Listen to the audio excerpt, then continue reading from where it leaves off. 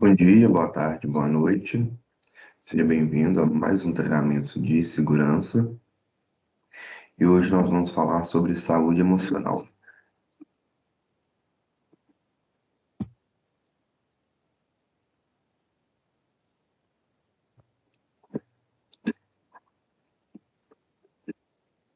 Introdução à saúde mental e saúde emocional.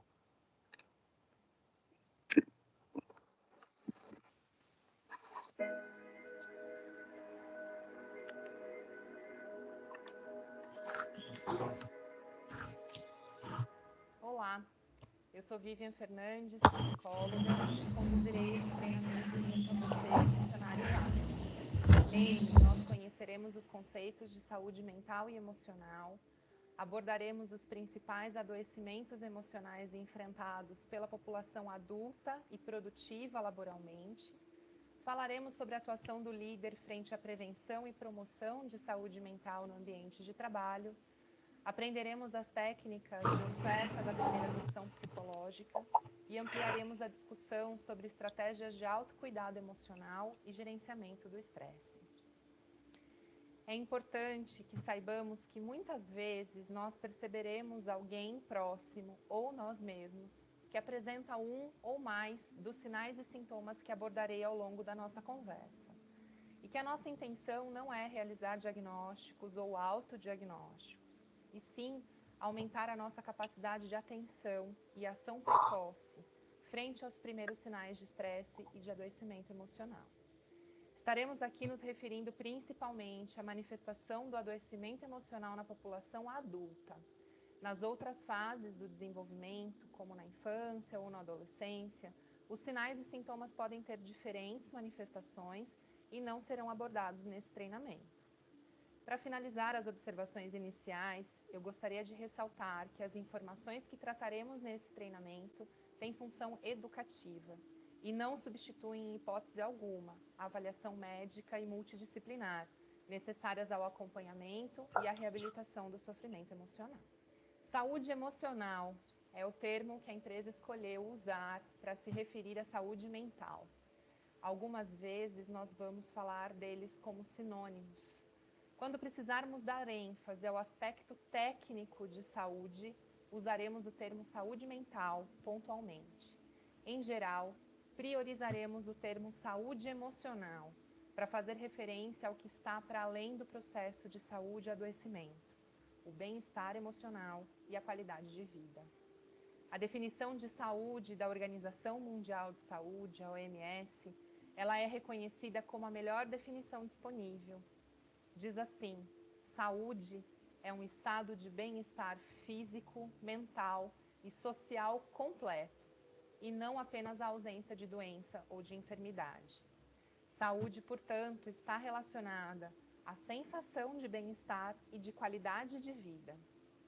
Em relação à saúde mental, a OMS apresenta a seguinte definição: a saúde mental pode ser entendida como um estado de bem-estar no qual o indivíduo tem noção das suas capacidades, consegue lidar com as tensões normais da vida, consegue trabalhar de forma produtiva, frutífera e é capaz de contribuir para a comunidade em que se insere. Podemos então concluir que saúde mental engloba as esferas da vida individual, privada, produtiva e coletiva. É um estado de bem-estar caracterizado por uma sensação positiva, com relações satisfatórias, bem como a capacidade de lidar com o meio em que a pessoa se insere. Ela influencia a maneira como pensamos, como comunicamos, como aprendemos e crescemos. Um bem-estar perceptível reforça a resiliência e a autoestima, que constituem os ingredientes de uma participação bem-sucedida na comunidade, na sociedade, na vida profissional e nas relações. A saúde mental se manifesta de modos particulares, de acordo com a cultura e com as singularidades de cada pessoa. Uma pessoa que vive no Brasil terá seu estado de bem-estar relacionado a referências muito diferentes de uma pessoa que vive na China ou na Índia e assim por diante. Portanto, podemos concluir que saúde mental é a adaptação do homem ao mundo e aos demais homens com o máximo de eficácia e felicidade. Portanto, pensarmos no conceito de saúde mental implica na existência de capacidade funcional e produtiva preservadas, estado de equilíbrio do indivíduo consigo mesmo e com as pessoas com quem ele se relaciona, e adaptação criativa, não uma aceitação passiva ao meio que ele vive. Precisamos compreender com seriedade o sofrimento causado pelo adoecimento emocional e a necessidade de tratamento que advém disso. Quando pensamos em saúde mental, especialmente em relação à prevenção, promoção e reabilitação, precisamos dar a ela a mesma atenção que dedicamos à nossa saúde física. Apesar dos aspectos não serem visíveis inicialmente, como são nas lesões ou nas restrições físicas, o adoecimento emocional também traz um impacto significativo na produtividade laboral. E em curto espaço de tempo, os sintomas se tornam também visíveis e afetam o desempenho e a vida das pessoas. Muitas vezes damos atenção a alguém que está mancando, mas não dedicamos a mesma atenção a alguém que esteja cabisbaixo ou entristecido. As doenças mentais assumem muitas formas. Algumas são leves e interferem de maneira limitada com a vida cotidiana. É importante lembrarmos que a maioria dos indivíduos com algum adoecimento emocional continua a funcionar em suas vidas diárias. Por exemplo, alguém que passa a ter uma alteração no sono, perde noites de sono. Inicialmente, aquela pessoa consegue manter seus compromissos, depois ele passa a ter alguma dificuldade de despertar ou de se concentrar, mas com o passar do tempo esse agravamento vai se instalando e trazendo um impacto significativo no dia a dia daquela pessoa. Outras condições de saúde mental são mais graves e resultam num grande comprometimento funcional, que aí interfere substancialmente ou limita uma ou mais atividades importantes da vida da pessoa, podendo inclusive necessitar de tratamento hospitalar ou até mesmo de internação. Podemos compreender em paralelo as questões físicas. Não são todas as questões de saúde que impedem o indivíduo de trabalhar. Outras vezes o afastamento é necessário e isso precisa sempre ser avaliado pelo médico. Vale lembrar que o afastamento por saúde mental é tão legítimo quanto por qualquer outra condição de saúde. Por mais que saibamos que no dia a dia os estigmas em relação a um afastamento por saúde emocional são mais presentes, também é nosso papel aqui desmistificar isso. A preocupação com a saúde emocional tem crescido juntamente com os dados estatísticos que apontam que os adoecimentos emocionais são responsáveis por índices elevados de absenteísmo e afastamento do trabalho. Muitos países têm desenvolvido programas governamentais de combate à estigmatização do adoecimento emocional e trabalhado de forma dedicada a campanhas que promovem ferramentas de gestão do estresse e do risco psicossocial no trabalho. Tais ações apresentam grande relevância na prevenção e no enfrentamento do adoecimento emocional e ainda promovem linhas de apoio destinadas às pessoas que estão em sofrimento. Os dados globais ainda não são concisos, porém, apontam claramente a relevância do assunto.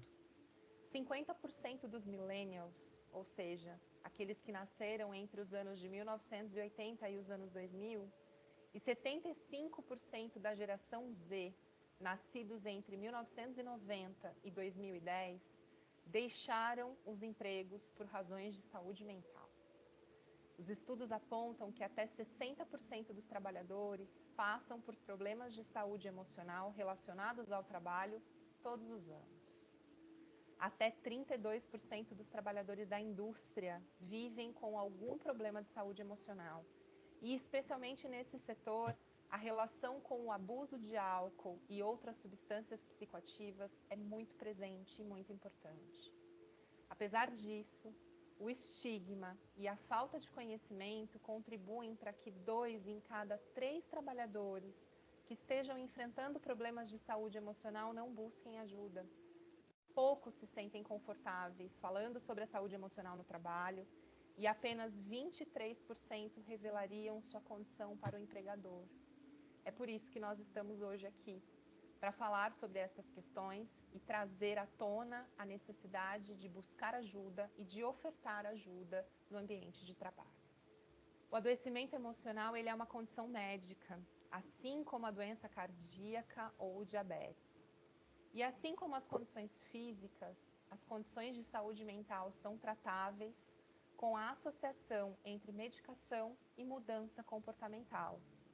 Por exemplo, controle de diabetes com o uso de insulina, que é muito comum, mas também é necessário que aquela pessoa deixe de comer doces, de consumir refrigerantes, porque do contrário, apenas o uso da medicação não é suficiente para tratar aquela condição por completo. Existe uma importante contribuição bioquímica que interage com uma série de fatores sociais, do ambiente e da cultura. E quanto antes os primeiros sinais forem percebidos, melhor. Iniciar o tratamento nas fases iniciais é mais fácil e mais eficaz, assim como em qualquer outra condição de adoecimento. Além disso, o cuidado preventivo com a saúde emocional é algo que vale a pena fazer parte da nossa rotina, tais como os exercícios físicos, a boa alimentação e a prática de atividades que nos tragam prazer e alegria. A doença mental não discrimina, ela pode afetar qualquer pessoa, independente do sexo, da idade, da geografia, da renda, do status social, da raça ou da etnia, da religião ou da espiritualidade, da orientação sexual, da formação ou de qualquer outro aspecto da sua identidade cultural. A boa saúde emocional é aquela que nos permite pensar, sentir e agir conforme as nossas necessidades do dia a dia, manter boas relações com as pessoas ao nosso redor e extrair uma sensação de bem-estar das atividades que realizamos. Já os problemas de saúde emocional e os transtornos mentais são caracterizados por uma combinação de pensamentos, percepções, emoções e comportamentos que prejudicam as nossas necessidades no dia a dia, as relações com as outras pessoas e nos produz sofrimento ou desconforto. Nós não precisamos nos assustar com os problemas de saúde emocional. Existem estratégias eficazes para prevenção e tratamento que devolvem a qualidade de vida aos indivíduos. Reconhecer os sinais e a necessidade de ajuda de forma precoce aumenta as chances de recuperar o bem-estar em menor tempo.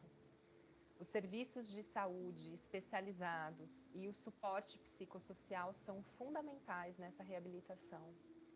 A carga dos transtornos mentais está crescendo no mundo, mas também está crescendo o nosso entendimento sobre como abordar e recuperar a qualidade de vida.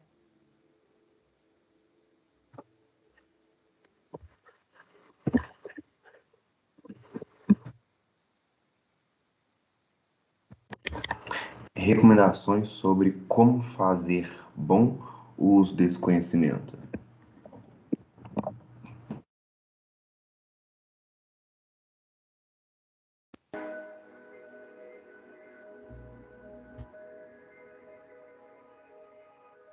Então, agora que eu falei um pouquinho a respeito de todo o conceito de saúde emocional, de saúde mental e de como lidar com a prevenção, a promoção e o olhar para tudo isso, eu vou passar a apresentar, então, os principais transtornos que acometem a população adulta e funcionalmente ativas.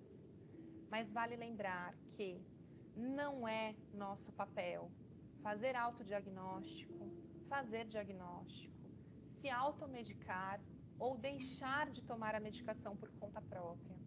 Isso representa um risco real e coloca a vida das pessoas e a nossa em perigo. Mas é nosso papel e é papel de todos basear-se em fontes de informação confiáveis, usar as informações e os conhecimentos corretamente, buscar ajuda no momento certo, apoiar quem está passando por problemas de saúde emocional e buscar apoio se eu estiver precisando de atenção e saber onde obter a ajuda e o tratamento necessário. Nenhuma doença sozinha é suficiente para concluir se a pessoa pode ou não trabalhar. Essa avaliação sempre vai requerer a participação de um médico e preferencialmente de uma equipe multidisciplinar, psicólogos, enfermeiros, fisioterapeutas, quanto à participação da gestão do trabalho, o próprio empregado, o líder e o RH, lembrando sempre que o sigilo médico é preservado e as informações que cada um pode ter acesso variam do nível da atividade daquela pessoa naquele momento.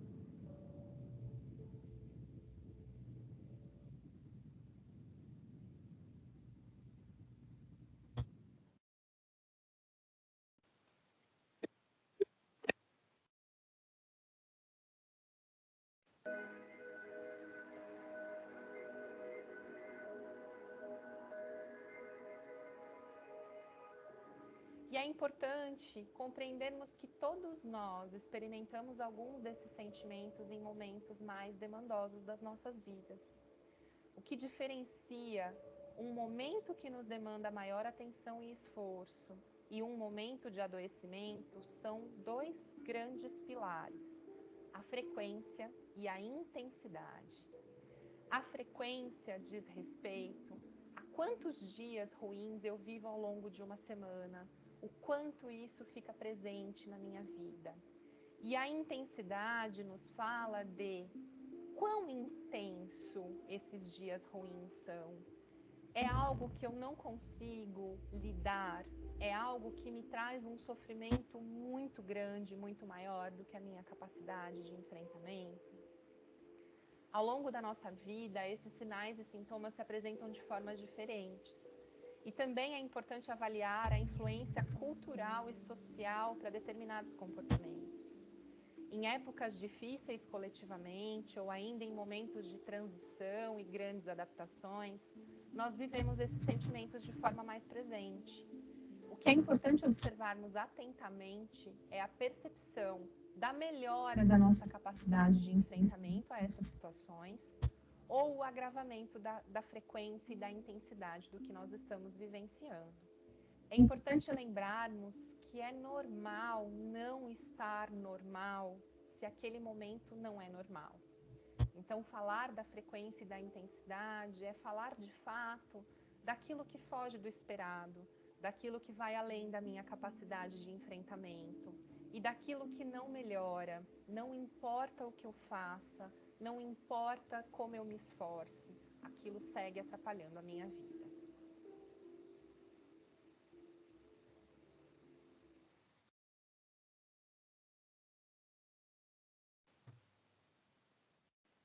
Testar os nossos conhecimentos.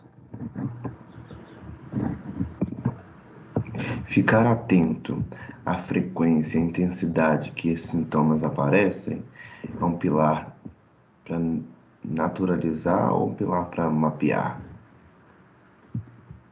Ficar atento à frequência e intensidade que esses sintomas aparecem. Falar sobre questões de saúde mental no trabalho. Quebrar estigmas. Identificar sintomas. Vamos falar um pouquinho agora sobre a depressão.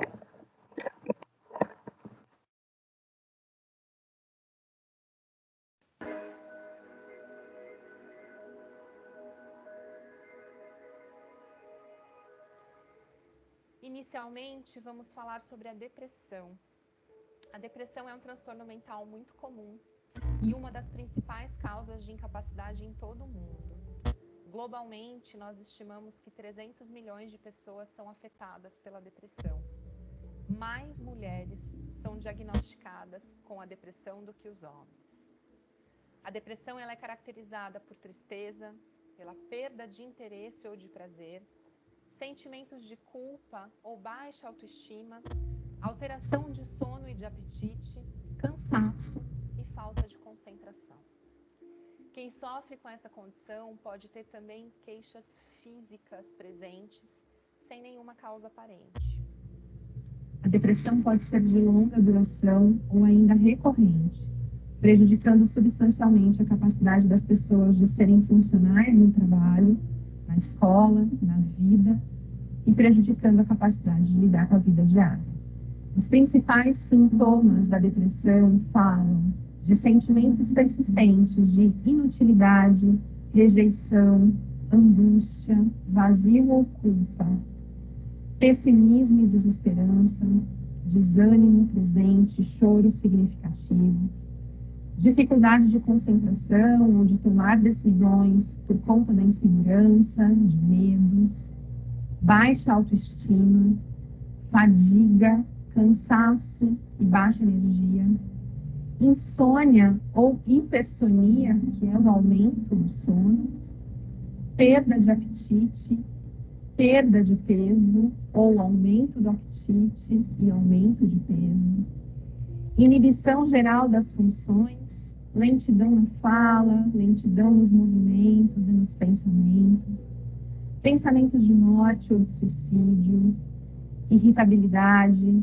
explosões de raiva, ansiedade e inquietação, diminuição na libido, incapacidade de sentir prazer em atividades que antes da depressão eram agradáveis e eram rotineiras, isolamento social, dores e outros sintomas físicos geralmente não justificados por problemas médicos, tais como cefaleias muito presentes, sintomas gastrointestinais, dores pelo corpo, pressão no peito. A depressão em seu estado leve e moderado, ela pode ser efetivamente tratada com psicoterapia. Os antidepressivos associados à psicoterapia são uma forma eficaz de tratamento da depressão moderada a grave. E no seu estado mais grave, a depressão pode levar ao suicídio. Por isso, encontrar o tratamento certo é imprescindível. Mesmo nos casos mais graves, o tratamento da depressão não deve focar apenas na doença. Existe um indivíduo único em sofrimento, que precisa de uma abordagem multidisciplinar para ter melhores resultados. A medicação não vai resolver as questões pessoais que podem estar influenciando no quadro depressivo. Podem ser estresse no trabalho, problemas financeiros, conflito familiar. A gente precisa lembrar que o remédio não tira os problemas da nossa frente. Ele nos ajuda a enfrentar aquilo que sozinhos é impossível. A manutenção e a retomada das interações e atividades sociais é fundamental. Portanto, não excluir, não estigmatizar e não isolar a pessoa com depressão vai sempre ajudá-la em sua recuperação, desde que a gente respeite o momento que aquela pessoa está vivendo e aquilo que ela é capaz de enfrentar. O suporte e o respeito obtido no ambiente de trabalho, do líder imediato e dos colegas, da família e de todos os outros vínculos sociais é crucial para a recuperação do indivíduo. Ser alvo de estigma pode agravar o problema ao invés de favorecer a recuperação. Não diga, faz isso, levanta a cabeça, você tem uma vida ótima, não se sinta assim. Nós precisamos sempre compreender que a pessoa que vive a depressão, ela não consegue sair daquele estado sozinha. Não é uma questão de falta de esforço ou de falta de força de vontade.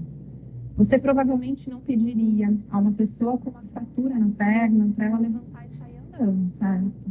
Então, por que nós pediríamos para uma pessoa com depressão que ela faça algo que está fora do alcance dela? Depressão é uma doença e merece ser encarada com o mesmo cuidado.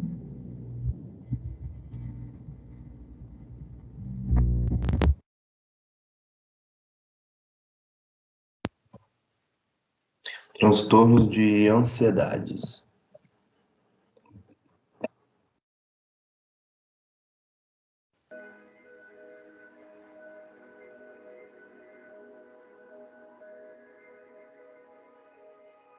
Em relação aos transtornos de ansiedade, nós temos algumas divisões didáticas para entendermos. Primeiro, a gente fala do transtorno de ansiedade generalizada, que é uma preocupação excessiva e irrealista perante as situações rotineiras da vida, como emprego, saúde, pequenos problemas do cotidiano, e que pode ocorrer a inquietação, o nervosismo, a irritabilidade, cansaço, entre outros sintomas. Os transtornos de pânico, em segundo lugar, que são caracterizados pela ocorrência de ataques de pânico ou de crises repentinas e repetidas de ansiedade, medo e terror em questão de poucos minutos sem causa aparente. São acompanhadas de sintomas físicos como falta de ar, dor no peito, batimento cardíaco muito rápido ou irregular, suor excessivo, formigamentos, tontura, e a pessoa tem a sensação de colapso físico ou um medo de morte iminente. É muito comum as pessoas procurarem um pronto-socorro nesses casos, achando que elas estão vivendo alguma questão cardíaca ou algo do tipo, e na verdade elas estão vivendo uma crise de ansiedade. E vale lembrar que se algum colega apresentar uma crise de ansiedade ou pânico no trabalho, a melhor forma de ajudar é lembrar de respirar.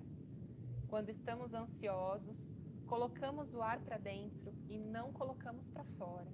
Portanto, a respiração com expiração profunda auxilia na equilibração dos neurotransmissores cerebrais.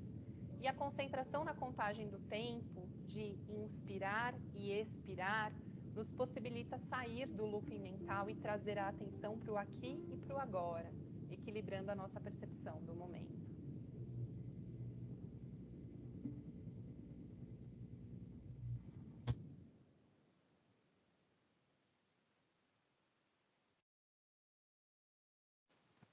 Ansiedade.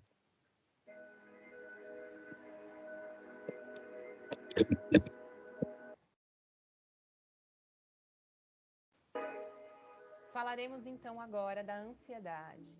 Junto com a depressão, a ansiedade faz parte dos maiores acometimentos de saúde emocional dos últimos tempos. É importante que a gente faça uma distinção entre a ansiedade, que é a ansiedade natural e presente nas nossas vidas, e a ansiedade patológica, que atrapalha o funcionamento da vida cotidiana. A ansiedade, ela é uma reação natural do ser humano, útil, e é usada para se adaptar e para reagir perante situações de medo ou de expectativa, situações inesperadas ou que possam atemorizar as pessoas. É uma característica humana que foi selecionada durante a evolução da espécie e é adaptativa em muitos níveis, especialmente quando ela está num nível moderado.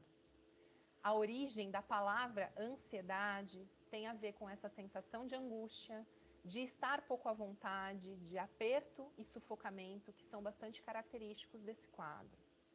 Porém, é importante lembrar que ansiedade e medo são coisas diferentes. A ansiedade é a resposta emocional à antecipação de uma ameaça futura. Então, nós imaginamos o futuro e nos preocupamos com ele. Por exemplo, quando o seu chefe te chama e fala: fulano, dá um pulinho aqui que eu preciso falar com você, e você não sabe do que se trata. O que é ativado em nós é a nossa ansiedade, e isso nos faz imaginar o que vem pela frente. Já o medo, ele é uma resposta emocional a uma ameaça iminente. Por exemplo, quando eu escuto um barulho muito forte, uma ameaça real, quando a gente vê uma arma apontada em um assalto, ou uma ameaça percebida, quando a gente tem a impressão que alguém iria nos assaltar, mas foi algo que passou correndo numa rua escura e aquilo não diz respeito a nós. Considerada até certo ponto normal, ela se torna patológica, ou seja, a ansiedade passa a prejudicar a saúde quando ela atinge um nível extremo, frequente e generalizado. A reação de pânico, que é uma reação de fuga e de luta, ela é entendida como um tipo específico e intenso de reação ao medo. Num certo nível é saudável e nos ajuda a prestar atenção nas coisas, pensar possíveis consequências, avaliar riscos. Nesse ponto, vale o mesmo raciocínio que é em relação ao estresse. Nós precisamos de certa dose, mas o excesso vai se tornar sempre prejudicial. A exposição constante a níveis altos de ansiedade não é recomendável. Alternar atividades que geram mais ansiedade com atividades que produzem menos ansiedade é uma forma importante de poupar o nosso organismo dos efeitos negativos. Outra forma é identificar os fatores que nos causam ansiedade. e, se possível, modificá-los para minimizar esse problema na fonte. Não existe uma divisão precisa entre a ansiedade normal e patológica, e geralmente é necessário avaliação caso a caso. É muito importante que o próprio indivíduo seja capaz de reconhecer o momento em que o sofrimento se torna intenso demais e a ansiedade começa a atrapalhar na rotina ao invés de ajudar. É também muito importante que as pessoas ao redor validem a percepção e a avaliação que o indivíduo faz sobre o nível de ansiedade que ele está e incentivem e não recriminem se a pessoa estiver pensando em procurar um médico ou um psicólogo, que a gente não faça piadas, porque esse caminho é sempre um bom caminho a se tomar. Nos casos clínicos mais comuns dos transtornos ansiosos, o indivíduo parece estar genericamente ansioso na ausência de qualquer ameaça identificável. Alguns sinais que podem indicar a ansiedade serão apresentados agora a seguir, lembrando sempre que a confirmação diagnóstica ela só pode ser dada pelo médico ou pela equipe de saúde multidisciplinar. Quais são, então, os principais sintomas dos transtornos de ansiedade, de quando a ansiedade já passou de um limiar saudável?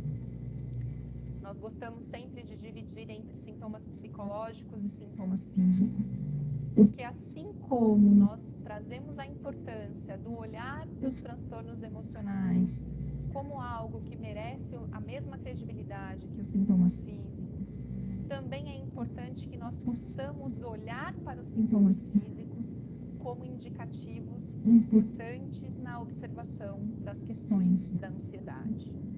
Então, os sintomas psicológicos principais são o medo irracional, então a pessoa reage àquilo de uma forma muito diferente do que seria esperado, uma sensação presente de nervosismo, de agitação e inquietação, o sentimento iminente de que algo ruim vai acontecer quase que o tempo todo e quase que a qualquer momento, e a evitação de situações que provocam ansiedade, como sair de casa, ou entrar num avião, ou fazer uma reunião difícil, falar com pessoas difíceis.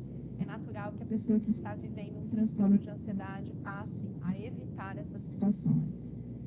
E os sintomas físicos mais presentes geralmente são o aumento da frequência cardíaca, dor no peito, respiração rápida, ou aquilo que nós chamamos de hiperventilação. Então a pessoa só coloca o ar para dentro, ela não consegue respirar de forma devida e se sentir abastecido pelo ar. É muito normal a pessoa falar que está com falta de ar, enquanto na verdade ela não consegue colocar o ar para fora dos pulmões. Então nós sempre lembramos da respiração como um ponto muito importante para olhar a ansiedade. A transpiração intensa e fria, espasmos musculares, sensação de fraqueza, dificuldade de concentração, insônia ou sono interrompido, especialmente aquele despertar precoce, aquela pessoa que passa a despertar de hora em hora antes do despertador tocar, e problemas gastrointestinais.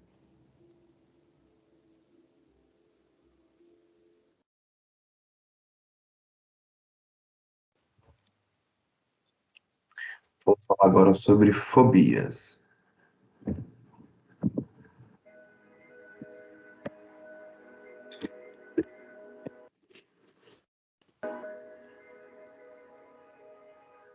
Seguindo com os principais transtornos de ansiedade, a gente fala dos transtornos de ansiedades fóbicas. O primeiro deles e mais comum é a agorafobia, que é o medo de certos lugares ou de situações em que se sinta preso, impotente ou envergonhado. Esses sentimentos levam a ataques de pânico e a crises severas de ansiedade. Quem sofre desse tipo de ansiedade acaba evitando certos lugares para evitar esses possíveis ataques. E isso restringe a vida normal da pessoa. Aquele famoso clássico da pessoa que não entra em elevador, que não consegue andar de avião, não consegue ficar em salas fechadas. Isso de fato atrapalha grandemente o funcionamento cotidiano da pessoa. Existem também a fobia específica, que é o medo irracional de objetos, de animais ou de situações, e que esse é muito importante que tenhamos o conhecimento de que vale atentar para a reação daquela pessoa. Para nós, uma borboleta pode ser um bichinho inofensivo, mas para aquela pessoa ela pode representar um gatilho de uma ansiedade gigante e que a leve a uma crise de pânico. A fobia social envolve toda a questão relacionada ao desempenho diante de pessoas, como ter que falar em público, comer na frente das outras pessoas, apresentar algum trabalho para ser avaliado. E geralmente nessas situações a pessoa colapsa e tem uma crise de ansiedade persistente.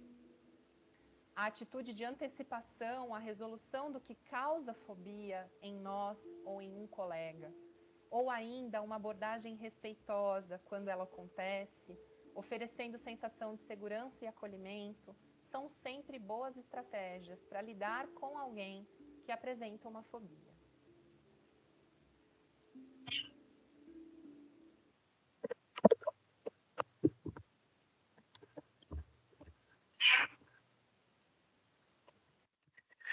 Estresse pós-trauma.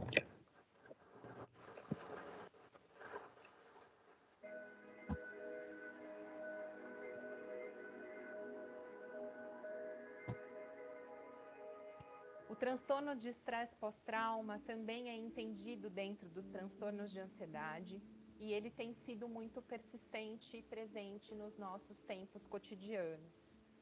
Ele fala do aparecimento de um conjunto de sintomas característicos após um acontecimento extremamente estressante e traumático. Assaltos, sequestro, desastres naturais, acidentes ou guerras. Isso passa a ser revivido mentalmente com muito sofrimento, causando alterações do sono, flashbacks, hipervigilância, sobressaltos exagerados, comportamentos de evitação e dificuldade para relaxar em certos momentos e lugares. Um colega que apresenta sinais e sintomas de transtornos de estresse pós-trauma pode se beneficiar muito de uma presença compassiva, respeitosa e que o auxilie ou ainda facilite o acesso à busca de ajuda especializada. Antigamente, nós falávamos do estresse pós-traumático apenas relacionado a situações muito extremas, mas atualmente os estudos têm mostrado que lutos decorrentes de mortes violentas, situações drásticas que as pessoas enfrentam, podem ser suficientes para causar o transtorno de estresse pós-trauma.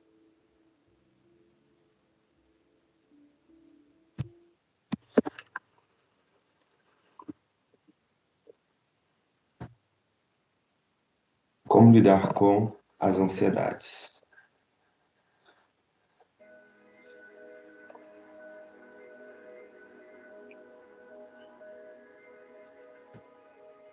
O tratamento para a ansiedade, em geral, envolve a psicoterapia e a associação do uso de medicamentos. Isso pode ser necessário dependendo da severidade do transtorno de ansiedade. A psicoterapia é fundamental para promover a resolução dos conflitos psicológicos que geralmente estão na base do aparecimento da ansiedade. E o uso de fármacos é muito frequente e, em geral, muito eficaz. Seu uso e todo acompanhamento do tratamento deve sempre ser orientado por um médico, do início até o final. Além disso, é fundamental a adoção de estratégias de mudanças de hábitos e do estilo de vida daquela pessoa para que a ansiedade se mantenha num nível que não cause sofrimento. No nível de equipes e grupos de trabalho, vale observar se existe algum nível incômodo de ansiedade presente na equipe. E se houver, cabe abrir uma conversa sobre o assunto, identificar os possíveis fatores contributivos e reduzi-los, favorecendo melhor bem-estar, produtividade e prevenção para o coletivo. O entendimento de situações que poderiam ser evitadas devem sempre ser comunicados à gestão, pois pode colaborar com as situações de prevenção aos riscos de acidente no trabalho. Além disso, a sinalização de estressores pode fortalecer a equipe e promover maior engajamento na promoção de um ambiente mais saudável para todos. Precisando de apoio, as equipes de saúde e de RH podem auxiliar a encontrar o melhor suporte de acordo com cada caso.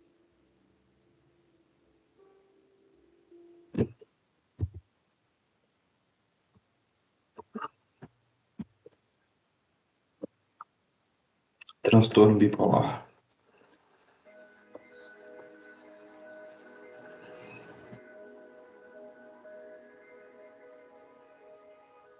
Seguindo na apresentação dos principais transtornos, falaremos agora sobre o transtorno bipolar. Ele é um transtorno mental com causas biológicas, neuroquímicas e psicossociais, em que existe uma alteração do humor e a pessoa apresenta uma alternância de períodos de depressão com períodos de euforia, que nós chamamos de mania ou hipomania. A maioria desses transtornos tende a ser recorrente e a ocorrência dos episódios individuais podem frequentemente estar relacionadas a situações estressantes. Daí a importância do acompanhamento adequado, pois dessa forma o indivíduo pode adaptar-se melhor ao seu contexto de vida. O transtorno bipolar aparece quase sempre antes dos 30 anos, com maior frequência entre 18 e 25 anos. 50% dos portadores da doença tentam o suicídio pelo menos uma vez na vida e 15% realmente se suicidam. Portanto, estar em tratamento e acompanhamento é recomendável.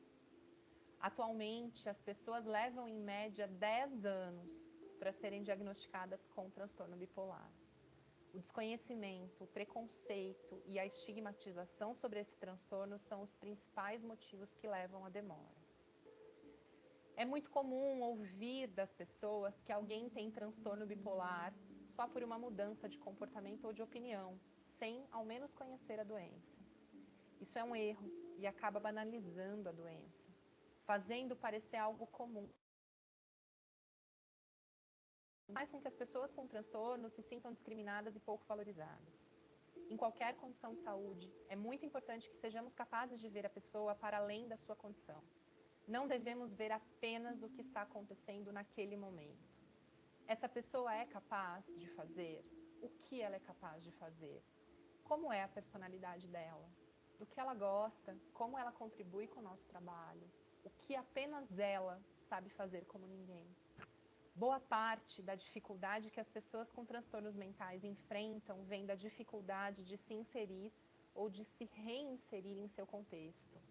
E trabalhar em parceria é o caminho de melhor resultado para todo mundo. Na mania bipolar, os sinais e sintomas clássicos são aumento de energia, diminuição da necessidade de dormir, inquietação e mania de grandeza. Ela pode causar alucinações, delírios e agressividade. A mania pode ser um pouco mais leve, o que chamamos de hipomania, e pode quase passar despercebida. Os sintomas de mania bipolar costumam ser muito intensos e atrapalham a vida social da pessoa, precisando de atenção e de cuidados por um profissional especializado. O diagnóstico só pode ser confirmado por um profissional de saúde. E para isso, é preciso que uma série de critérios seja atendida, o que só pode ser avaliado a partir de um processo amplo e da análise de um médico. Apenas em quadros muito graves é necessária a intervenção médica hospitalar. E para prevenir esses níveis, é crucial a busca precoce de avaliação e tratamento. Na hipomania, ou a mania mais leve, os sintomas costumam ser parecidos com o da mania bipolar, que eu apresentei agora há pouco, porém mais leves. E o que não significa que esse estágio esteja mais seguro, muito pelo contrário, porque ele é facilmente confundido com as emoções comuns do nosso cotidiano. Uma pessoa no estágio de hipomania bipolar facilmente passa despercebida. Ela jamais vai achar que possui uma doença ou que precisa de ajuda, porque aparentemente é só uma pessoa que está esbanjando energia, disposição e alegria. A hipomania não impede que você realize as suas atividades diárias, mas ela pode prejudicá-las severamente. Apesar de prioritário, o tratamento medicamentoso não é suficiente. É necessário o trabalho de recuperação da capacidade funcional e de lidar com as mudanças que podem vir junto com essa condição de saúde. Muitas vezes é preciso reaprender como lidar com os relacionamentos interpessoais. É preciso envolver as pessoas mais próximas para entender como apoiar nas diversas fases do tratamento, no ajuste da rotina e no formato de trabalho que muitas vezes são necessários por algum período. Nesse sentido, as atividades da psicoeducação, ou seja, conhecer mais sobre essa condição de saúde, têm o propósito de oferecer instrumento para as pessoas que convivem com quem teve o diagnóstico. E a pessoa com o transtorno bipolar também precisa ser psicoeducada para aprender a lidar com a doença e participar ativamente da sua adaptação. O tratamento adequado, portanto, consiste na associação de psicoterapia, tratamento medicamentoso e psicoeducação. O apoio e a flexibilidade do líder e da equipe são fundamentais para a adesão ao tratamento e para o engajamento do indivíduo com as situações que favoreçam a reconstrução do sentido e das relações ao seu entorno. Importante nós lembrarmos que você não precisa saber e não deve perguntar o diagnóstico de alguém para se aproximar, para escutar e para ajudar alguém que apresenta sinais de estar enfrentando problemas, quaisquer que sejam. O diagnóstico é uma informação individual, privada e sigilosa, apenas acessíveis aos profissionais de saúde ou quando compartilhados espontaneamente pelo indivíduo. Todo diagnóstico é uma referência para fins de tratamento e do direcionamento dos cuidados. Entretanto, a forma como ele vai se expressar em cada indivíduo é única. Dentro do contexto de cada um, a expressão dos sinais vai ser particular. Cuidado com as generalizações, porque há boas chances de você se equivocar e de contribuir ainda mais para o estigma relacionado à doença.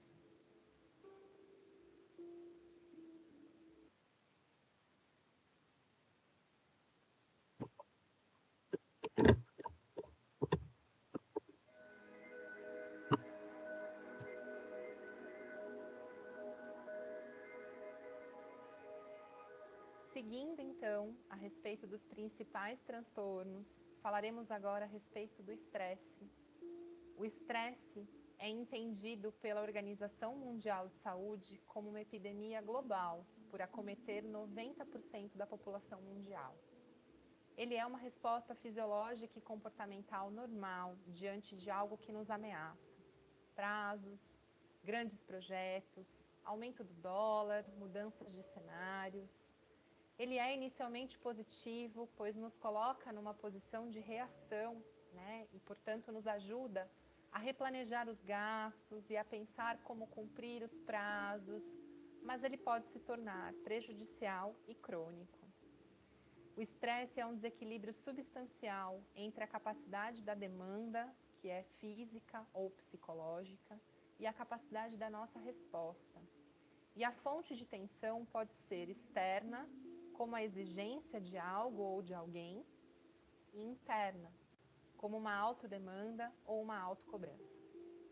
O estresse, ele é positivo quando ajuda o corpo a mobilizar energia para responder às demandas específicas e adiciona entusiasmo à nossa vida por curtos períodos. E é negativo quando não conseguimos nos restabelecer do estresse. Portanto, os nossos recursos físicos, mentais e emocionais se esgotam e adoecemos.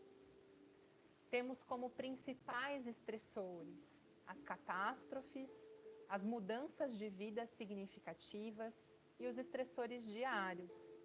E uma pesquisa realizada pela American Psychology Association em 2017 detectou que 76% dos estressores diários estão ligados ao dinheiro e 70% em relação ao trabalho. Portanto, falar e conhecer mais sobre o estresse é algo que todos devemos fazer. As evidências apresentadas nas pesquisas a respeito do estresse nas atividades laborais revelam que 79% dos trabalhadores relatam já ter sofrido estresse no trabalho, 22% disseram sentir estresse com alta frequência ou o tempo todo, 47% acham que é normal sentir estresse e ansiedade no trabalho, 45% consideraram deixar o emprego devido ao estresse que ele gera. 53% tiveram colegas que foram forçados a desistir do trabalho devido ao estresse.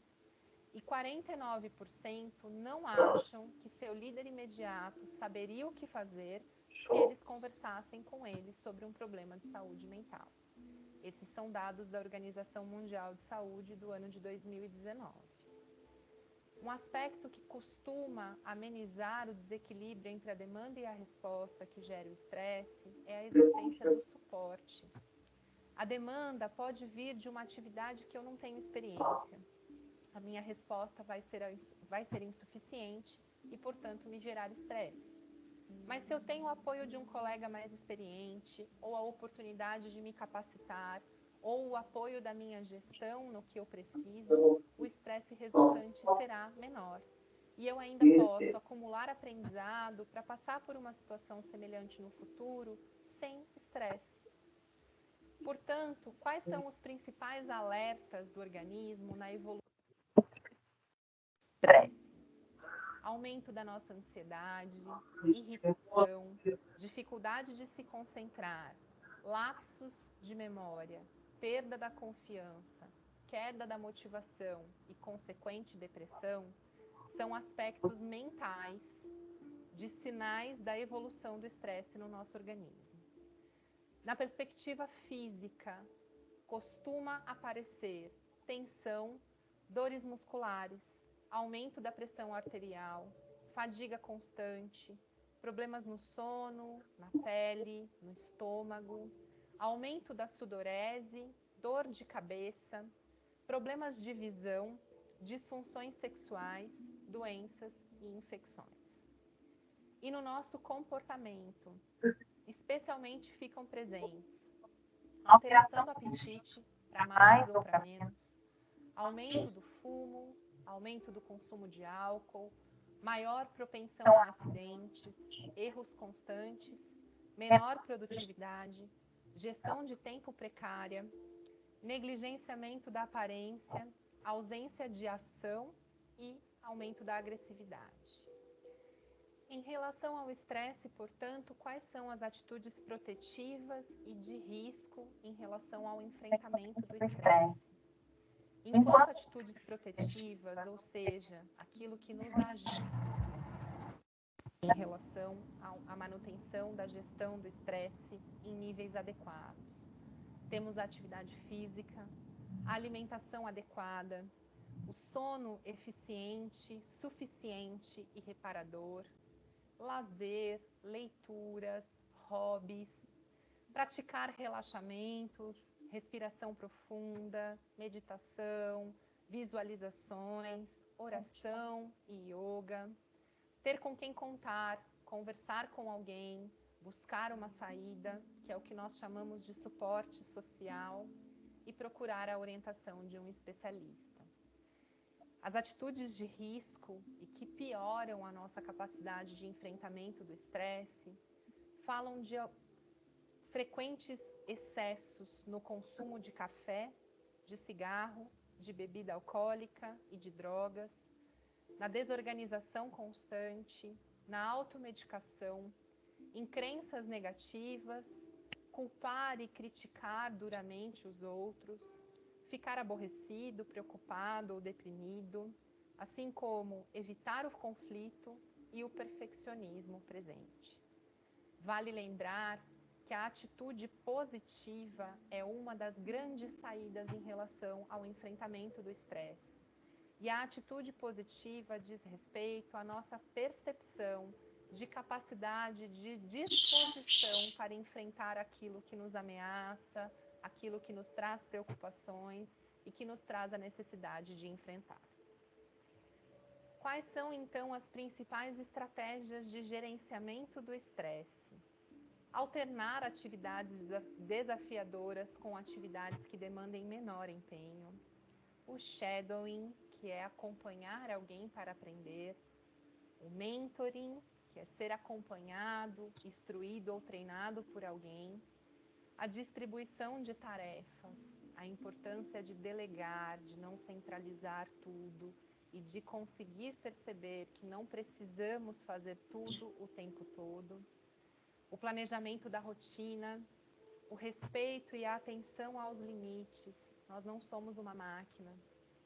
Faça pausas sistemáticas no seu dia, negocie prazos, negocie metas e aprenda a dizer não para aquilo que é demais para você. É mais fácil que nós possamos refazer aquilo que chega até nós se nós colocamos um limite e entendemos que depois é possível criar, do que se nós primeiro aceitamos aquela tarefa e depois percebemos que ela era grande demais para aquele momento das nossas vidas.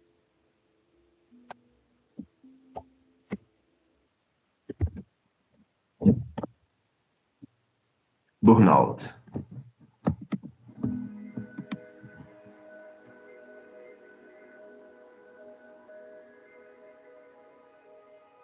Seguindo nos principais transtornos, vamos falar agora a respeito do burnout, que é a síndrome do esgotamento profissional. Ele é um adoecimento emocional com sintomas de exaustão extrema, estresse e esgotamento físico, resultante de situações de trabalho desgastantes que demandam muita competitividade ou muita responsabilidade. A principal causa da doença é justamente o estresse de trabalho. Essa síndrome é comum em profissionais que atuam diariamente sob pressão e com responsabilidades constantes. Quantidades de trabalho que excedem as capacidades individuais e, num nível coletivo, prestar atenção que certos níveis de estresse são prejudiciais à saúde em qualquer contexto, para qualquer pessoa, sobretudo a longo prazo. Portanto, assim como nos outros tópicos, este merece uma avaliação caso a caso. A síndrome de burnout envolve nervosismo, sofrimentos psicológicos intensos e problemas físicos como dor de barriga, cansaço excessivo e tonturas. O estresse e a falta de vontade de sair da cama ou de casa quando constantes podem indicar o início da doença. É muito importante ficarmos atentos àquela sensação que antecede o início da nossa jornada semanal de trabalho. Para a maior parte das pessoas, isso vai ser no domingo à noite, mas para muitas delas isso pode acontecer a qualquer momento que indique o início da retomada da minha semana de trabalho. Geralmente é aí que a gente percebe os primeiros sinais que o burnout está chegando. O burnout ele é caracterizado por uma lenta erosão dos recursos psicológicos e físicos. Então é aquela situação em que a pessoa tenta suportar, consegue resistir, consegue encarar só mais uma reunião, só mais um prazo, só mais um projeto.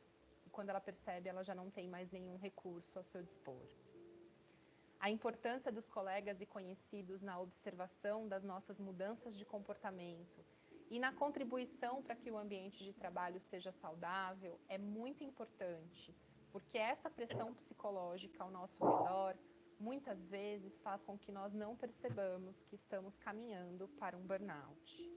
Seguindo a respeito dos principais sinais e sintomas do burnout, eu acrescentaria o cansaço excessivo, físico e mental.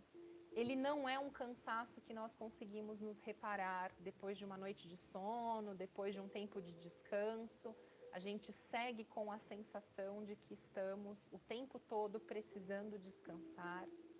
Dores de cabeça frequentes, alterações no apetite, dificuldade de dormir, dificuldade de se concentrar, um sentimento constante de fracasso, de insegurança, de não conseguir fazer as atividades, uma negatividade, sentimento de derrota e de desesperança, quando eu acredito que nada vai mudar, nada vai ser diferente, sentimento de incompetência, alteração repentina de humor, do nada eu me percebo irritado, inquieto, me isolo mais, tenho fadiga sempre presente, passo a ter a elevação da minha pressão arterial, muitas dores musculares, então aquela pessoa que está o tempo todo com torcicolos ou com dores nas costas, problemas gastrointestinais e alteração nos batimentos cardíacos.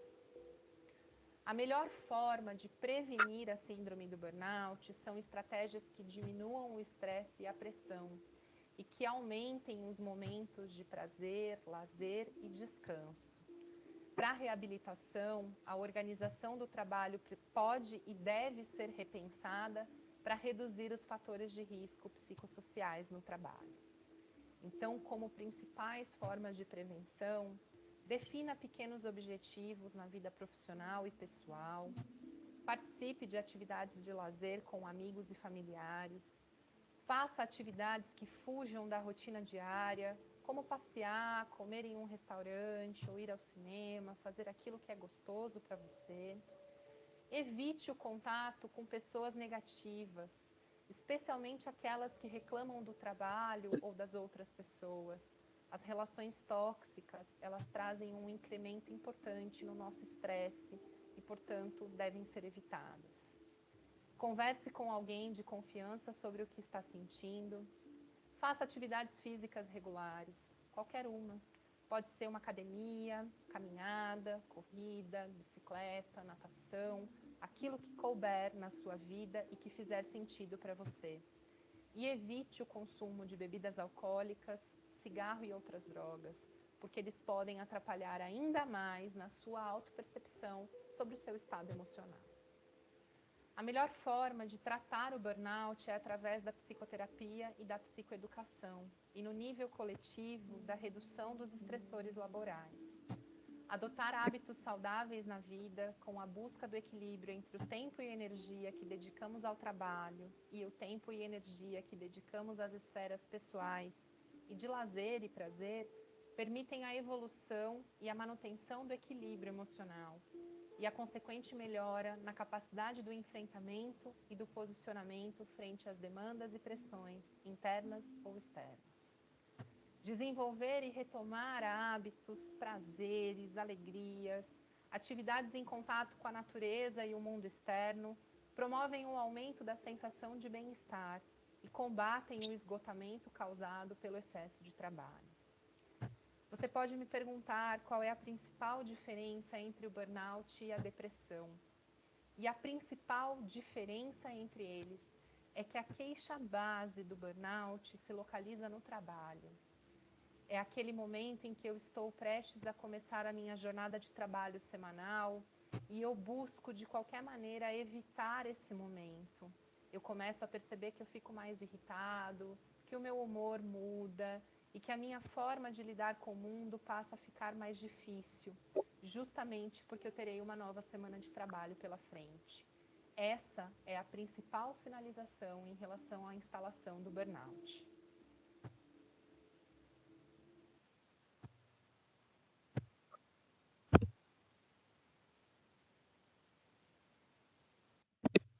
Abuso de substâncias psicoativas.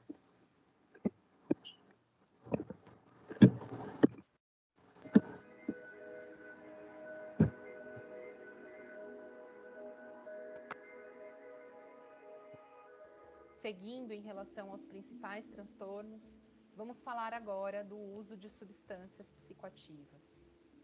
O uso de certas substâncias como o álcool, o tabaco, as drogas e algumas medicações impactam muitas pessoas, podendo ser tanto um ritual social quanto uma questão de saúde pública. Porém, o uso de qualquer um desses itens pode se tornar bastante prejudicial, gerando o que chamamos do transtorno pelo uso de substâncias. De forma ampla, trata-se de um distúrbio em que o indivíduo faz uso excessivo de um princípio ativo que afeta seu corpo, seja por dependência química, compulsão ou por outros motivos. Mesmo que a substância em si não seja tão nociva, como o café, por exemplo, o seu padrão de uso pode se tornar problemático, especialmente devido ao uso em excesso. Além dos impactos do uso de substâncias na saúde, há também o aumento de risco de acidentes no trabalho ou na vida, como um acidente de carro, um acidente de moto, pelo comprometimento das funções cognitivas e motoras que as substâncias podem trazer. Todas essas substâncias ativam diretamente o nosso sistema de recompensa do cérebro e produzem sensação de prazer. A ativação pode ser tão intensa que as pessoas cada vez mais anseiam pela substância e negligenciam as atividades normais para obtê-la e usá-la, colocando-se em situações de risco. O tratamento requer acompanhamento médico, psicoterapêutico, apoio de grupos e mudanças de hábitos. E aqui vale lembrar uma das regras de ouro da empresa, a regra número 1, que diz para nunca trabalhar sobre a influência de álcool, drogas e substâncias que diminuam a sua aptidão para o trabalho. Todos têm responsabilidade pela saúde e segurança do coletivo da empresa.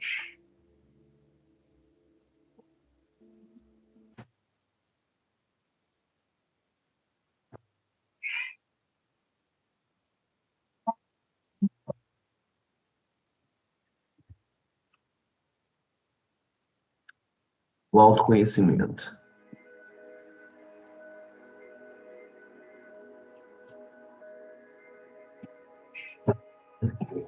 A importância do fazer acontecer, da comunicação, do diálogo aberto e transparente para, de fato, trazer à luz o que acontece comigo e o que pode ser o que acontece com o meu colega, com o meu subordinado e com o meu líder também, é muito importante. E por isso, é importante reconhecer e nomear os sentimentos e as emoções. Por isso que precisamos falar a respeito deste assunto. Nós costumamos pensar que precisamos apenas ensinar as crianças a nomear as emoções. E nós, adultos, muitas vezes não conseguimos perceber o que estamos sentindo. Então, nesse contexto, eu faço uma sugestão. Existe um livro que se chama Emocionário. É como se fosse um dicionário de sentimentos e ele faz uma ligação entre os sentimentos, como que eles vão se alinhavando ao longo da nossa vida. Vale a pena, como sugestão, conhecer um pouco mais sobre o que eu estou sentindo. E em relação a um filme bacana para pensarmos sobre nós e sobre as nossas emoções, existe uma animação muito bonitinha que se chama Divertidamente. É como se fosse um retrato da central de comando das nossas emoções e como que elas lidam com as situações que acontecem. Parece brincadeira de criança, mas fala muito a respeito de todos nós e do quanto que nós precisamos aprender a olhar para aquilo que estamos sentindo, vivendo, pensando e fazendo com as nossas vidas.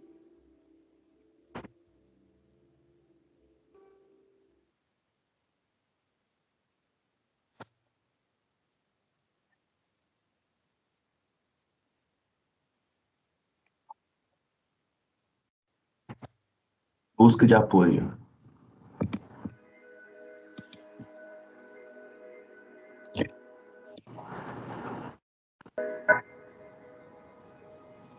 Onde nós podemos, portanto, obter apoio para lidar com tudo isso que eu apresentei até aqui? Quando ocorre a instalação de um transtorno mental, ocorre o desequilíbrio da capacidade de autoeficácia e de gestão emocional. Para que a reabilitação dessas condições ocorra, é fundamental a busca e a adesão a um tratamento multidisciplinar. No mínimo, uma avaliação com o médico é recomendável.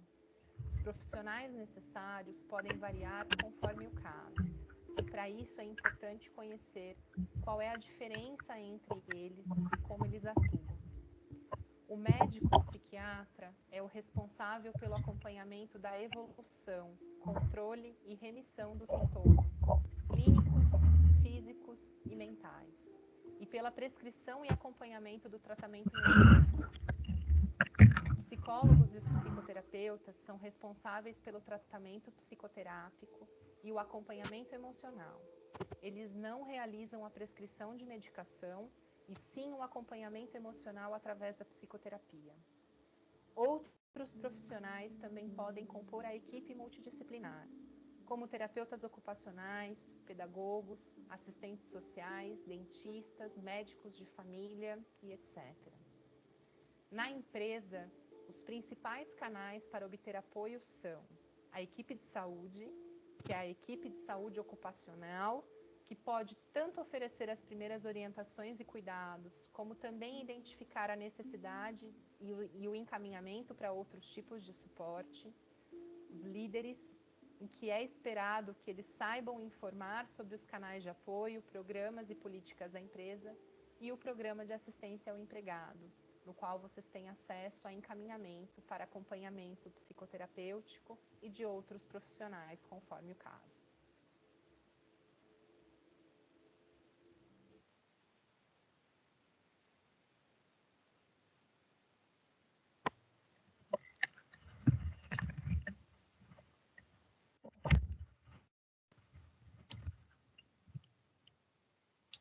Qual dos pilares do Minas por Mentes fala da adoção de hábitos saudáveis e práticas de bem-estar?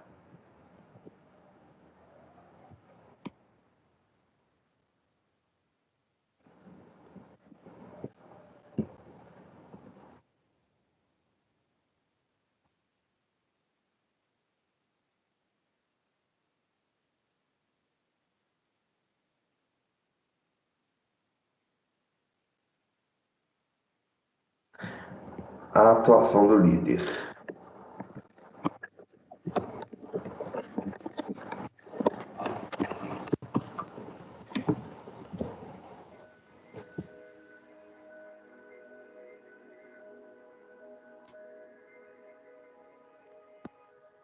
A atuação do líder vale para os líderes formais e informais, de todos os níveis, líderes de projeto ou de equipes. Qualquer pessoa que assuma uma posição de liderança perante um grupo de pessoas tem um papel importante na promoção da saúde emocional, na redução do estigma e a facilitação do acesso aos canais de apoio. Quais são as características que favorecem a atuação dos líderes nesses casos? A inteligência emocional e a empatia, que é entendida como a nossa capacidade de perceber o outro e o que o outro necessita. O bom relacionamento e a proximidade com a equipe. A construção da confiança com os membros. A atenção aos comportamentos e sinais. A priorização da escuta ativa e o respeito à privacidade e ao sigilo do diagnóstico. Qual é o papel, então, do líder na redução do estigma no ambiente de trabalho? O estigma relacionado com a doença mental provém do medo do desconhecido, de um conjunto de falsas crenças que origina a falta de conhecimento e de compreensão. Maluco, estranho. A doença mental é com frequência relacionada com o mendigo que perambula pelas ruas, que fala sozinho, com a mulher que aparece na TV dizendo ter 16 personalidades e o homicida louco que aparece nos filmes.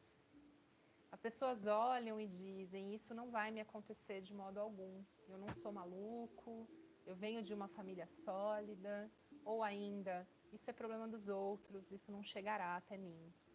Vale lembrar que a doença mental, ela não discrimina, ela pode acontecer a todos nós. E por isso é tão importante falar disso e entender o nosso papel na redução do estigma em relação a quem vive a doença e o adoecimento emocional e a redução do nosso olhar de preconceito em relação àquilo que acontece conosco. Muitas pessoas recuperadas de uma doença mental revelam-se excelentes profissionais, já que a doença é apenas um dos aspectos da vida daquele sujeito. A gente pode se perguntar, o que a gente faz com um empregado que se afastou e está retornando do afastamento, né, de saúde emocional? Como que a gente lida com isso agora? A gente percebe que muitos casos podem revelar até melhor desempenho. Haja visto que a condição de saúde anterior poderia estar prejudicando aquilo que a pessoa fazia. Para o sucesso desse processo e para que o empregado se sinta acolhido e respeitado, é indispensável uma atuação multidisciplinar que envolva pelo menos o líder imediato, a equipe de saúde, a equipe de RH e o próprio empregado. Em conjunto, é mais provável encontrar soluções de acomodação e ajustes do trabalho mais sustentáveis a esse retorno. Estou com problemas de saúde emocional. O médico recomendou que eu me afaste. E agora? O que fazer? Respeite sempre a orientação do seu médico. Busque apoio na empresa se precisar. A saúde mental é tão importante quanto qualquer outro motivo de afastamento. Seguindo sobre o papel na redução do estigma no ambiente de trabalho, o líder deve encorajar e ser a referência de comportamento da equipe em relação a um colega ou subordinado que esteja enfrentando problemas de saúde emocional, entendendo a importância do ambiente e das relações de trabalho como parte da perspectiva de restabelecimento da autoeficácia e da saúde global da pessoa em questão. O líder deve ainda proibir contundentemente piadas, bullying, comentários vexatórios ou humilhantes e agir sobre qualquer forma de assédio ou violência física, moral ou psicológica.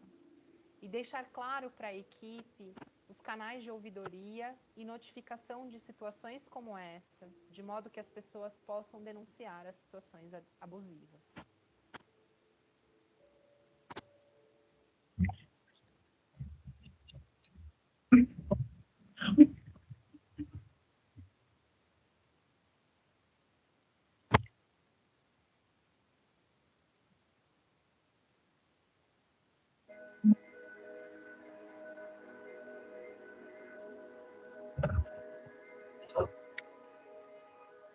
Quais são, então, as principais condições de trabalho que representam riscos e afetam a saúde emocional? Volumes de trabalho ou limitações temporais excessivas, exigências contraditórias, falta de clareza quanto ao papel do trabalhador, insegurança quanto à manutenção do emprego, comunicação deficiente, mudança organizacional mal gerida, ambiente de trabalho extremamente competitivo e relações profissionais tóxicas, em que ocorra intimidação, humilhação ou bullying. Em qualquer posição, é muito importante encontrar espaço para falar desses assuntos e propor melhorias. A construção de um ambiente de trabalho seguro e saudável vai passar sempre pela contribuição de todas as pessoas envolvidas. Quais são, então, as principais ações de promoção de saúde emocional? A promoção do sentido, eu entender o para que eu faço o que eu faço. A existência de programas de prevenção e apoio ao empregado.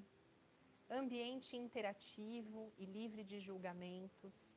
Respeito às diferenças. Dividir o espaço, trocar ideias, idealizar projetos, solucionar problemas e comemorar os resultados, um clima organizacional saudável, relações respeitosas, apoio e incentivo para a conciliação adequada entre a vida pessoal e profissional, o estímulo ao cuidado da saúde global e o diálogo aberto e transparente em todos os níveis hierárquicos. A Vale tem uma série de iniciativas com esses objetivos. É importante estar atualizado nos canais oficiais e fazer bom uso dos serviços e dos programas disponíveis.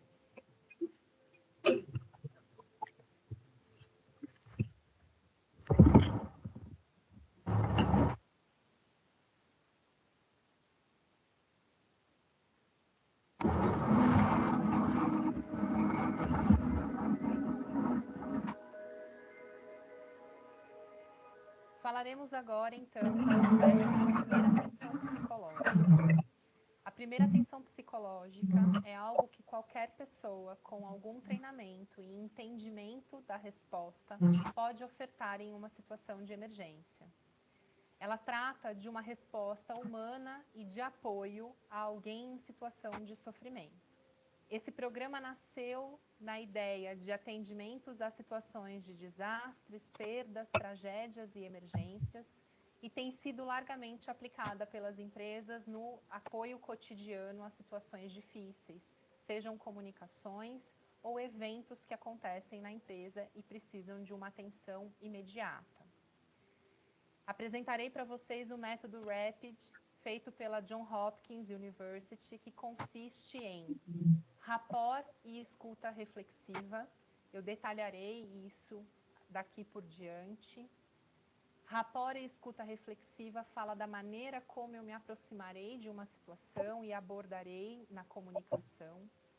Avaliação fala de entender o que está acontecendo e proteger a integridade das pessoas imediatamente. Proteger a vida e tomar a decisão necessária de acordo com aquele momento, com aquela situação. A priorização fala de tomar a iniciativa a partir da avaliação e priorizar agir. Em uma emergência, não podemos ter medo de errar. Precisamos fazer aquilo que aprendemos nos nossos treinamentos e que fala o nosso protocolo da área de trabalho. A intervenção fala sobre fazer o que é necessário naquele momento, a partir do que já avaliamos e priorizamos. E a disposição e os encaminhamentos falam de encaminhar para as próximas áreas de apoio, conforme os protocolos da minha área e conforme a situação. É importante lembrar de praticar esses preceitos nas situações cotidianas que necessitam de apoio, como um colega que vive uma crise de ansiedade ou algo mais simples de ser atendido imediatamente. Isso lhe dará uma confiança maior para agir em uma situação de real emergência. Nós nos preparamos para oferecer a primeira atenção psicológica com comunicação adequada, preparo anterior, observação, escuta, aproximação e finalização do nosso apoio. É muito importante que nós possamos abordar de forma respeitosa e oferecer ajuda, aprender a escutar com os olhos, proporcionando à pessoa atenção exclusiva para o que está acontecendo naquele momento, com os ouvidos, ouvindo verdadeiramente as preocupações e sentimentos, e com o coração, com carinho e com respeito. As principais técnicas de escuta ativa e reflexiva disponíveis para usarmos numa situação de oferta de primeira atenção psicológica é a paráfrase, quando nós ouvimos aquilo que a pessoa diz e retornamos a ela, então o que você quer dizer é, e repetimos a frase para que ela possa ouvir e possa então entender o que ela está comunicando e a partir daí então possa reformular o que ela está pensando, sentindo e agindo. Para isso, a nossa comunicação precisa ser adequada. Precisamos ficar calmos, mostrar compreensão, disposição a ouvir e a apoiar, não pressionar aquela pessoa, lidar e suportar o silêncio, cuidar da nossa comunicação verbal, das palavras que nós usamos e de como podemos atender ao pedido daquela pessoa, que possamos de alguma forma entender a nossa comunicação como a base de todo o acolhimento para que aquela pessoa se sinta confortável para falar o que ela precisa e para encontrar o apoio que ela precisa. Precisamos também tomar cuidado com a nossa comunicação não verbal, então aquilo que a gente comunica além do nosso corpo, e considerar o contexto, a cultura, a idade, o gênero, os costumes e a religião daquela pessoa. Basicamente, estar ao lado significa me colocar disponível afetivamente para lidar com o que aquela pessoa está vivendo naquele momento e para ouvir o que ela está me pedindo nas entrelinhas. Ela precisa de tempo, ela precisa respirar, ela precisa dar uma volta. O que ela precisa fazer? Será que eu posso facilitar o acesso dela a alguém que pode ajudar melhor do que eu? Ou o que ela precisa naquele momento é apenas de alguém que a escute e a encoraje a retomar o seu lugar? Precisamos lembrar que a primeira atenção psicológica ela é uma intervenção geralmente única e por um curto período de tempo. As pessoas precisarão usar as suas próprias habilidades para lidar com seus problemas e se recuperar a longo prazo. Não é função da primeira atenção psicológica resolver os problemas, e sim fazer com que aquela pessoa se veja novamente capaz de atuar no que ela precisa para enfrentar o que é necessário. Nós iremos, portanto, ajudar essa pessoa a se ajudar e a reassumir o controle da sua própria situação. Faça os encaminhamentos que for necessário e facilite o acesso aos outros níveis de atendimento. Basicamente, os pilares da primeira atenção psicológica falam de encorajar a pessoa a enfrentar o que é necessário, relembrá-la da capacidade que ela tem baseada na história dela, empoderá-la dessa capacidade e ressignificar aquele momento. Para isso, para oferecer referência positiva, é preciso que eu encontre em mim essa referência. Eu não consigo oferecer ao outro aquilo que eu não ofereço a mim mesmo. Como que eu posso, portanto, oferecer essa atitude de referência emocional em momentos de crise e em momentos de dificuldades? Eu posso adotar uma atitude honesta e amparadora, criar a reflexão, ofertar a minha flexibilidade, despertar a pessoa para o sentido, me aproximar de forma não invasiva, estimular a nomeação dos sentimentos e das emoções, humanizar as relações, instrumentalizar as possibilidades, estimular saídas criativas para as diversas crises, porque geralmente as respostas estão em nós, fomentar a resiliência, estimular o autocuidado. E para que eu faça tudo isso, eu posso e devo demandar de forma empática que essa pessoa se engaje, que ela também seja honesta e que ela atue com transparência. Do contrário, eu tenho muito pouco a fazer.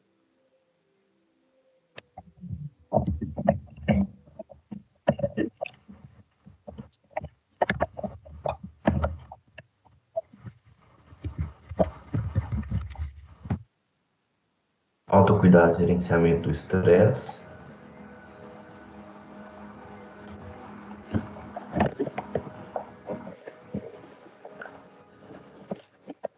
O autocuidado emocional e a saúde emocional do gestor é fundamental frente a uma situação que demanda de nós esse lugar de referência emocional.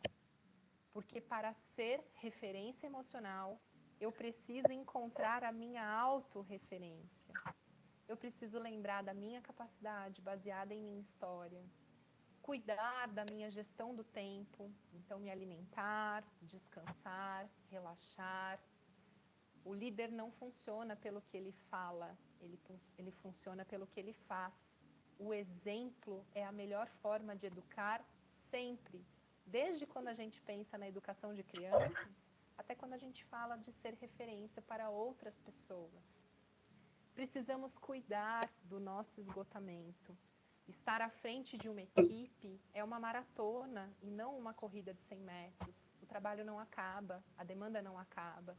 E nós precisamos, portanto, cuidar dos excessos, porque eles são indicadores de instabilidade emocional e de sobrecarga.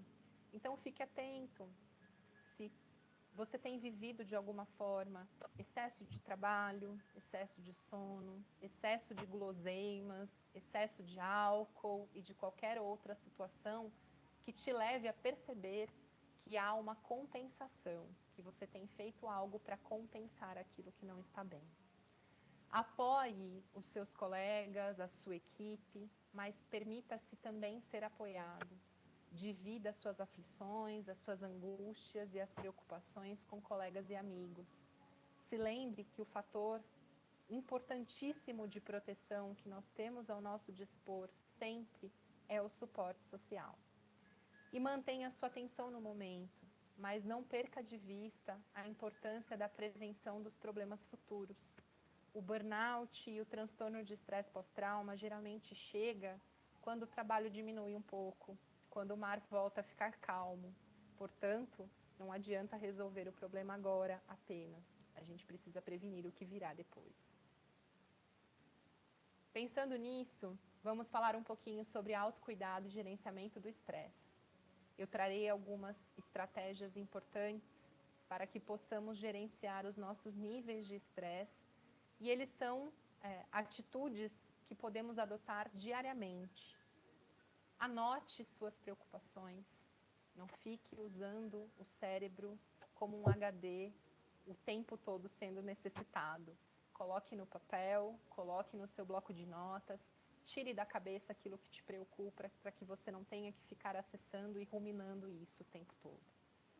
Busque o foco, estabeleça suas prioridades, defina as prioridades e atue nelas. Cuide do seu sono. Uma pessoa descansada é produtiva. Uma pessoa que vira à noite trabalhando vai ter um retrabalho necessário no dia seguinte, porque muitas situações vão passar despercebidas pela atenção. Evite o autodiagnóstico e a automedicação. Precisamos entender que o adoecimento emocional, ele não é feito de um fator apenas. Ele é uma soma de fatores e de situações que vão se acumulando. Resgate velhos hábitos, retome prazeres e lazeres, coisas que você sempre gostou de fazer e que tem deixado de fazer por conta das demandas. Aprenda algo novo, faça algo que não tem nada a ver com o que você faz no dia a dia. Busque algo que de alguma forma te permita olhar e ampliar os seus horizontes. Aproveite a virtualização que toda a situação da pandemia nos trouxe. Tem sido mais fácil fazer um curso de línguas, tem sido mais fácil encontrar assuntos diversos disponíveis online. Use isso a seu favor, não apenas para trabalhar e para ter mais reuniões atendidas, mas para que você tenha acesso a algo que anteriormente nós nem imaginávamos que seria possível. Medite. A gente entende a meditação como algo comum às pessoas que são mais tranquilas, mas a meditação tem se tornado um instrumento extremamente eficaz para os controles de ansiedade, de estresse. E que meditar, basicamente, pode acontecer da maneira que for melhor para você. Você pode buscar na internet uma meditação guiada, existem inúmeros sites que fazem isso, ou você pode buscar simplesmente silenciar a tua mente, respirar um pouco e levar adiante uma prática que te permita estar em contato com você. Pratique esportes, pode ser qualquer coisa, pode ser jogar bola com alguém, com teu filho, com os amigos, pode ser nadar, pode ser caminhar, pode ser escalar, o que fizer sentido para você, mas mexa o seu corpo. O fluxo da energia corporal é importante também para estabilizar a química do nosso cérebro. Não se esqueça que trabalho que não é efetivado, energia que não é traduzida em trabalho, geralmente se torna ansiedade. Trabalhe também com as mãos, artesanato, marcenaria, jardinagem, qualquer coisa que faça você estar ali, no aqui e no agora, trabalhando com aquela tarefa e não usando só a cabeça o tempo todo. Faça pausas, coloque um post-it no seu computador, peça uma pausa quando necessário, respire, dê uma volta, mude o seu posicionamento corporal. Isso ajuda a criatividade e ajuda também a nos energizar. Respire. Há uma brincadeira do respire, inspire, não pire, né? Nós precisamos lembrar que muitas vezes, quando nós estamos diante de uma situação difícil, a gente se esquece de respirar. E isso é muito importante para que a gente possa se conectar com o momento presente, o aqui e o agora. Outras atitudes de autocuidado e de gerenciamento do estresse falam um pouco mais de atitudes internas. E a principal delas é a autocompaixão. Autocompaixão é a capacidade de me acolher nos meus limites, nos meus erros, naquilo que eu não fui capaz de realizar naquele momento. Não podemos confundir a autocompaixão com negligência, né? Se hoje não foi possível fazer determinada tarefa, eu posso tentar amanhã novamente. Acolha aquilo que não foi possível nesse momento. Entenda o que você pode controlar e o que você não pode. E foque naquilo que está de fato ao seu alcance. Olhe em perspectiva, reflita sobre as suas atitudes, sobre os seus pensamentos. Para isso é tão importante nomear os sentimentos e as emoções e aprenda a valorizar as suas conquistas e as suas adaptações. Nós temos um pensamento competitivo que nos leva a pensar apenas no que falta, mas faça também ao longo do teu dia um olhar para aquilo que foi possível, para aquilo que você conquistou, para aquilo que você conseguiu fazer. Se engaje nas tarefas, faça as tarefas de forma motivada, comunique aquilo que é necessário e se comunique sempre que necessário. Aprenda a lidar com a produtividade na medida certa. Não adianta eu fazer tudo num dia e não ter energia disponível para o dia seguinte. Eu preciso aprender a dosar e a fazer a gestão das minhas prioridades. Já é tempo de rever o nosso perfeccionismo e de trabalhar a flexibilidade, de lembrar da importância do bom humor para enfrentar as situações difíceis e aprender a ser prioridade na sua vida. O autocuidado nos fala disso, de como podemos ser a prioridade da nossa vida. Todos esses aspectos nos levarão a uma atitude mais positiva, a autoconfiança, a um comportamento de autorresponsabilidade, a uma busca por aquilo que nos ajuda, seja a espiritualidade, entendida como aquilo que faz sentido para você, e o suporte social. Entenda suporte social como poder contar com alguém, seja quem for, seja no momento que for, para que você possa falar a respeito do que está sentindo e pedir ajuda. O autocuidado, ele pode ser definido como qualquer ação deliberada que você toma em prol da sua saúde mental, física e emocional. Em outras palavras, estamos falando de autocuidado emocional, físico, e que podem compreender um banho gostoso, cuidados com a pele, com o corpo, sono, rotinas. Outras formas podem ser uma caminhada, um telefonema para um bom amigo, ou deixar de ir a um evento para você ficar lendo na cama, assistindo uma série que faça sentido para você. Em essência, a resposta para a pergunta o que é autocuidado tem a ver com nutrir a relação e a conexão que você tem consigo. Por fim, conheça todas as teorias, domine todas as técnicas, mas ao tocar uma alma humana, seja apenas outra alma humana. Lembre-se que quando nós olhamos para o outro com o amor e com a empatia, nós podemos também olhar para nós com esse mesmo amor e essa mesma empatia. E isso pode mudar as nossas relações no trabalho, na vida pessoal, no contato com todas as pessoas que estão ao nosso redor e inspirar as nossas atitudes e as atitudes de quem estão ao nosso lado. Muito obrigada.